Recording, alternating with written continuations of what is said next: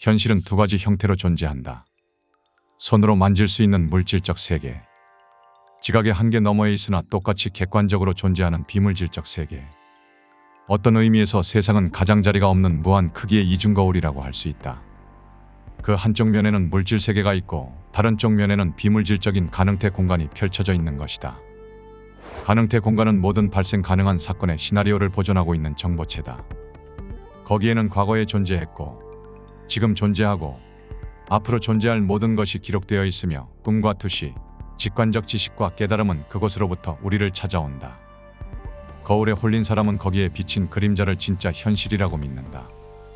이 같은 거울 효과는 외부 세계가 독자적으로 존재하며 조정 불가능한 것이라는 환상을 만들어낸다. 그에 따라 삶은 타인이 정해놓은 규칙을 따라야 하는 게임처럼 돼버리고 만다. 물론 자신에게 벌어지고 있는 사건들에 영향을 미치려는 시도를 이리저리 해볼 수는 있지만 당신에게는 한 가지 중요한 것이 빠져 있다. 주사위에서 빠져나와 주사위를 던지는 사람이 되는 방법을 아무도 말해주지 않았던 것이다. 그렇지만 환상을 털어버리고 깨어나 주위를 둘러보기만 하면 놀라운 일이 벌어지기 시작한다. 당신은 이 현실의 한 측면이며 그와 동시에 그로부터 떨어져서 독립적으로 존재한다. 그와 꼭 같이 꿈속에서 깨어 있으면서 이제는 꿈이 당신을 좌지우지하는 것이 아니라 당신이 꿈을 좌지우지할 수 있다는 것을 알아차릴 때 당신은 자신의 독립성을 깨닫게 된다. 지금부터 거울 속 그림자의 환상에서 벗어나 거울의 백일몽에서 깨어나는 방법을 이야기해보겠다.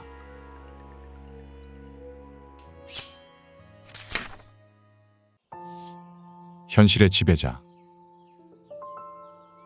생명체가 가장 원초적으로 요구하는 것은 무엇일까? 우리의 가장 원초적인 본능은 자신의 삶을 어떤 식으로든 스스로 통제하고 조종하고자 하는 욕구다. 그러나 주변 세계가 당신과 무관하게 존재하고 완전히 통제불능 상태로 당신에게 적의를 품고 대든다면 현실을 조종하기란 불가능하다. 당신이 삶을 사는 게 아니라 삶이 당신에게 제멋대로 일어나고 그것에 대해 아무것도 할 수 없을 때 그것은 모욕적이고 두렵기까지 하다. 바로 여기서 주변 세계를 통제해야 한다는 절박하고 무의식적인 필요성이 생겨나는 것이다. 사람은 모든 일이 내가 원하는 대로 되기를 열망하면서 그것을 위해 노력한다. 하지만 그토록 열망함에도 현실은 내 말을 듣지 않을 때가 많다. 그런 창조 작업의 결과로 모든 것이 내 뜻대로 안 되는 세상의 층이 형성된다면, 내 뜻과는 반대로 내가 원하지 않는 일만 일어나게 된다면, 마치 세상이 나에게 악의를 품고 분풀이를 하는 것처럼 느껴진다면, 정말 그렇다면 기존의 고정관념을 깨부술 또 다른 방법은 없는 것일까? 여기서 트랜서핑의 기본 원리를 적용해보자. 자신은 자기 자신으로, 다른 이들은 그들 자신으로 존재하도록 놓아두라. 세상을 모든 방향으로 풀어놓아야 한다. 꽉 쥐고 있던 손을 느슨하게 풀어놓으라. 자신의 욕구에 집착하면 할수록 반대되는 모든 것을 끌어당기는 자석은 더욱더 강력해진다. 이는 당신이 세상의 멱살을 잡고 있고 세상은 거기서 벗어나려고 안간힘을 쓰면서 당신에게 저항하고 있는 꼴이다. 만약 당신이 무언가를 밤낮으로 갈구한다면 당신의 마음은 강렬한 에너지의 불균형을 초래하게 된다. 하지만 우주의 에너지 법칙은 당신이 어떤 결과를 얻든 상관하지 않는다. 우주의 입장에서는 당신의 욕망을 충족시키든 포기시키든 그저 안정된 균형 상태로 되돌아가면 그뿐이다. 이것이 바로 부추겨진 욕망들이 종종 우리를 정반대의 현실로 데리고 가는 이유이다. 외부의 그 어떤 대상이나 사건에도 지나친 중요성을 부여하지 말라. 당신이 내린 선택의 결과를 내다볼 수 있는 것은 오직 당신의 영혼뿐이다. 당신의 마음이 이대로 가다가는 큰일 나겠다고 생각하고 당신의 영혼 또한 그런 파국을 내다보고 있다면 그것은 어김없이 현실 속에 등장할 것이다. 영혼과 마음이 함께 동조한 것은 꼭 실현되고야 말기 때문이다. 그러므로 자신의 영혼이 어떤 선택에 긍정적 신호를 주는지를 늘 살펴야 한다. 당신의 영혼은 당신이 무엇을 해야, 무엇을 가져야 행복할지를 그냥 안다. 지금까지의 방식을 뒤집어 영혼의 순수한 의도에다 자신의 마음을 복종시킨다면 당신은 원하는 일이 저절로 벌어지는 행운의 흐름 위에 올라타게 될 것이다. 당신의 꽉 쥔 소나기에서 힘을 빼고 세상의 멱살 잡기를 멈추기만 하라. 그러면 세상도 우호적으로 변해서 당신의 말을 따르게 될 것이다. 세상을 놓아주지 않는 사람은 자석처럼 반대 극성의 모든 것을 자기에게로 끌어당기게 될 것이다. 악의를 품은 세상. 어떤 일이 당신을 균형 잃게 만들 수 있다면 그 일은 마치 악의를 품은 것처럼 꼭 일어나고야 만다. 당신은 어디론가 급하게 서두르며 조바심을 내며 가고 있다. 이 순간부터 매사가 당신에게 대항하기 시작한다. 사람들은 우아하고 품위 있는 걸음걸이로 당신의 길을 가로막는다. 자동차가 고장나고 버스는 연착하고 도로가 갑자기 막힌다. 마치 모든 일이 일부러 그렇게 준비한 것처럼 보인다. 하지만 흥미로운 것은 그들도 의도적으로 그렇게 하는 건 아니라는 점이다. 이러한 무의식적인 행동 동기를 만들어내는 힘은 보이진 않지만 실제하는 사념 에너지로부터 태어나는 펜듈럼이다. 갈등의 에너지를 수확할 수 있는 곳에는 언제나 펜듈럼이 나타난다. 이 구조체는 독자적인 생애를 시작하고 그 창조에 참여한 사람들을 자신의 법칙에 복종시킨다. 자신의 진동수에 동조하는 지지자를 끌어모아서 그들로부터 더 많은 에너지를 뽑아내고 그 힘으로 더욱 더 강력하게 진동한다. 펜듈럼은 서로 대립해 있는 사람들의 잠재의식 속에 들어있는 동기를 조종한다. 그리고 그 조종의 방향은 갈등 에너지를 증폭시키는 쪽으로 맞춰진다. 펜듈럼의 올가미에 주의가 사로잡히면 사람들의 잠은 더욱더 깊어진다. 예컨대 군대, 정당, 종교단체 등에서는 사고와 행동 방식에 관한 고정관념이 형성된다. 이것이 사람을 잠재워 놓으면 그 사람의 잠재의식은 펜듈럼 앞에 완전히 개방된 채 펜듈럼의 좀비처럼 움직이게 된다. 현대의 대중매체와 오락산업 또한 하나의 단순한 원리에 근거하고 있다. 그들이 당신에게 보여주고자 애쓰는 것은 이것이 성공의 모델이라는 것이다. 사람의 마음속에는 내가 잘하고 있는 것일까에 대한 불안감이 일어나기 마련이다. 언제나 비교의 필요성이 존재한다. 그래서 다른 이의 성공을 보게 되면 그것을 모델로 삼으려는 경향이 자연스럽게 일어나는 것이다. 우리는 표준에 따라서 반드시 이러저러하게 행위해야 한다고 알고 있다. 그리고 펜듈럼의 규칙은 이렇게 말한다. 나처럼 해야 해. 표준에 맞추고 자신을 버려. 사람들은 세워져 있는 표준에 자신을 맞추려고 애쓴다. 그러나 그 결과 찾아오는 것은 영혼의 불편함과 불만족뿐이다. 매트릭스 같은 영화는 우연히 나온 게 아니다. 매트릭스 속 사람들이 온몸에 튜브를 꽂고 배양기 속에 누워있는 비유는 현실과 아주 흡사한 것이다. 사람들에게는 그 강요된 대열이 현실인 것처럼 보인다. 그러나 사실대로 말하면 반드시 대열 안에 서야 한다는 규칙이 환상이다. 대열에서 벗어나 자신만의 길을 향할 수 있다는 것이 진정한 현실인 것이다. 펜듈럼의 규칙을 깨는 자는 리더가 되거나 변절자가 된다. 스타는 스스로 태어나고 펜듈럼은 그에게로 조명을 비춘다. 무리의 대열에서 빠져나온 사람은 성공의 새로운 본보기를 창조해낸다. 펜듈럼은 개성을 용인할 수 없지만 떠오르는 스타를 바라보며 그를 자신의 총화로 만드는 것밖에는 도리가 없다. 새로운 규칙은 대열의 방향을 바꾸어 새로운 스타를 따라가기 시작한다. 대열에서 벗어날 때 당신은 싸울 필요는 없다. 그저 가만히 빠져나와 조용히 미소 지으면 된다. 그런 다음 자신의 길을 향해 가는 것이다.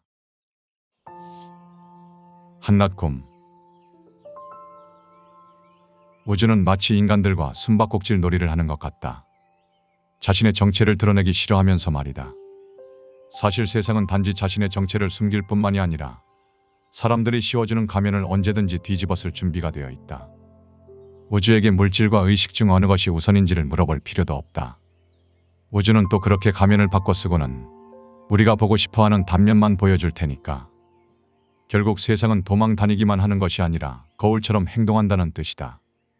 이렇게 현실은 거울과 마찬가지로 두 세계를 가지고 있다. 손으로 만질 수 있는 물질 세계와 지각의 한계 너머에 존재하는 비물질적 세계. 그리고 거울의 저편에는 가능태 공간이 존재한다. 그것은 모든 가능한 사건들의 시나리오를 담고 있는 정보체다. 현재의 현실 세계에서 발생하는 어떤 사건은 많은 가능태들 중 하나가 물질적으로 실현된 것이다. 물론 이것은 정말 믿기 어려운 일이다. 하지만 우리는 누구나 밤마다 그곳을 간다는 사실에 역설이 담겨 있다. 꿈은 흔히 생각하는 것과 같은 환영이 결코 아니다. 사람들은 꿈을 환상의 세계 정도로 치부해버린다. 만약 꿈이란 것이 우리의 뇌가 만들어내는 현실의 모조품에 지나지 않는다면 생전 본 적이 없는 광경들은 대체 어디서 나온단 말인가. 인간의 정신 중에서 의식적인 것을 마음과 연결짓고 잠재의식을 영혼과 연결짓는다면 꿈이란 영혼이 가능태 공간 속을 날아다니는 것이라 할 수 있다. 마음은 꿈을 상상해내는 것이 아니라 실제로 그것을 보고 있는 것이다. 영혼이 정보장에 직접 접속할 수 있다면 거기에는 모든 시나리오와 무대 장치들이 영화 필름의 각 장면들처럼 정적인 상태로 저장되어 있을 것이다. 우리가 깨어나서 느끼는 시간이란 단지 이 영화 필름이 돌아갈 때 일어나는 현상인 것이다. 우리 모두가 그곳으로부터 이 삶으로 나왔고 새로운 모습으로 거울 표면에 나타나기 위해 무대 뒤에서 옷을 갈아입듯이 다시 그곳으로 돌아갈 것이다. 가면 극장에서 배우들은 끊임없이 배역을 바꿔가며 출연한다. 하나의 역할을 마친 뒤에 배우는 잠시 무대 뒤에서 가면을 바꿔 쓰고 이전에 무대에서 있었던 일을 모두 잊은 채 다시 게임에 참여한다. 배우는 자기의 배역에 너무나 열중한 나머지 자신의 진정한 정체를 깜빡 잊어버린다. 우리는 어린아이일 때 자신의 게임에 대한 완전한 통제력을 가지고 있었다. 삶이 한낱 게임일 뿐임을 알고 있기에 마치 관객처럼 지켜보며 초연하게 행동할 수 있었다.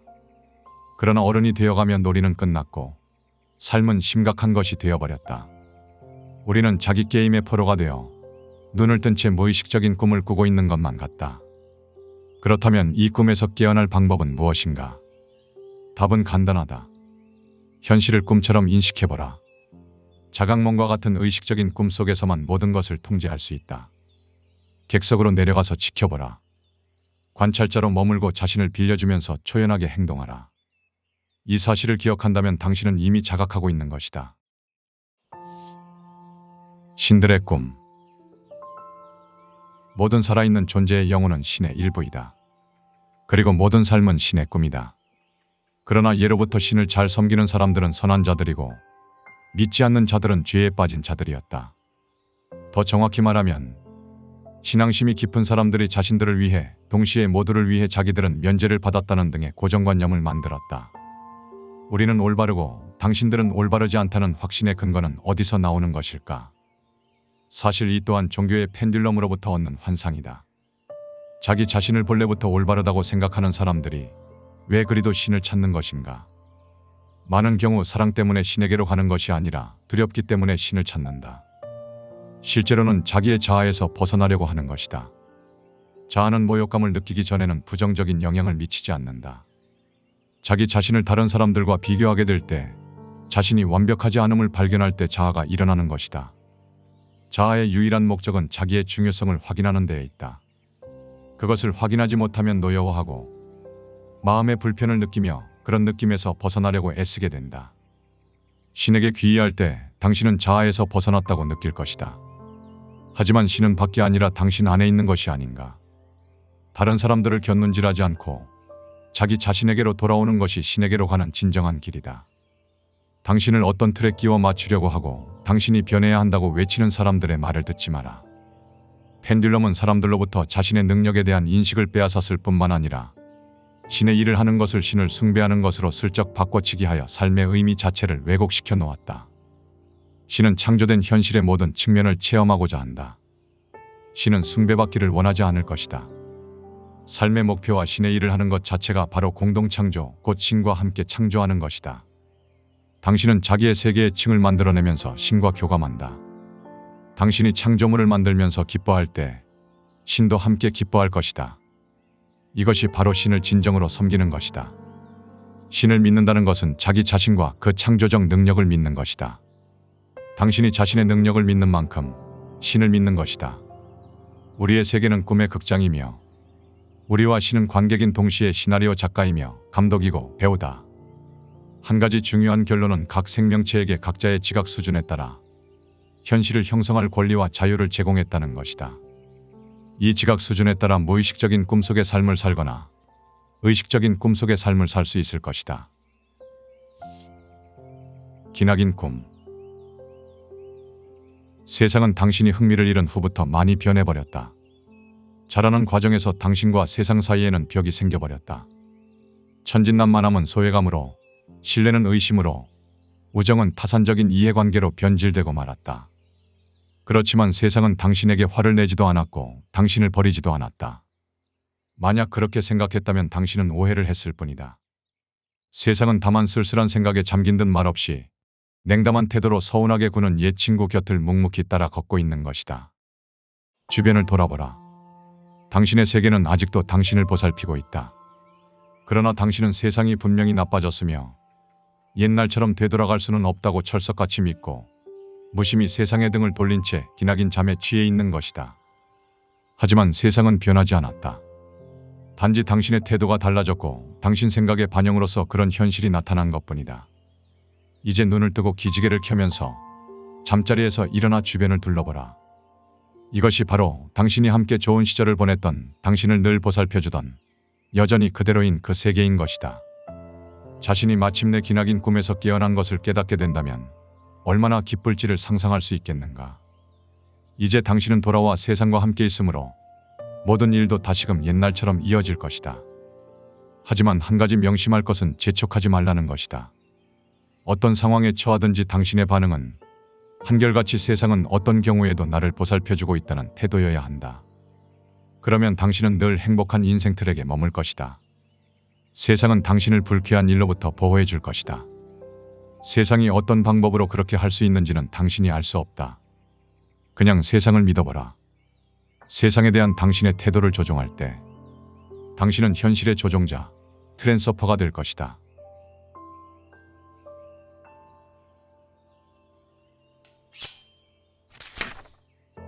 영상의 일부 내용은 책 트랜서핑의 비밀과 지식의 서재 개인 견해를 담았다. 영혼과 마음의 일치 속에서 태어난 격한 감정은 심상의 선명한 윤곽을 그려준다. 그 결과 그 심상의 내용에 상응하는 것들이 우세하게 반영되기 시작한다. 정확하게 말하면 우리는 우리 존재에 대해 생각하는 바를 그대로 산다. 현재 우리의 모습은 과거에 우리가 했던 생각의 결과다. 당신은 자신이 바꿀 수 없는 상황에 지배받고 있다고 생각하는가? 그러나 앞선 내용을 뒤집어 생각해보면 내가 지금 하고 있는 생각과 행동은 곧 나의 미래다. 당신은 현재 어떤 생각과 행동을 하고 있는가? 당신이 바꿀 수 없다고 여기는 상황은 사실 무대의 소품, 곧 환상이며 원하기만 하면 깨뜨릴 수 있는 것이다. 생각의 방향을 조종하면 현실을 조종할 수 있다. 하지만 그러지 않는 한 현실이 당신을 조종할 것이다. 당신에게 필요한 것은 세상에게 요구하고 부탁하는 것이 아니다. 세상에게 주문하고 세상이 그 주문을 실행하도록 허락하는 것이다. 세상은 당신의 태도를 반영하는 거울일 뿐이다.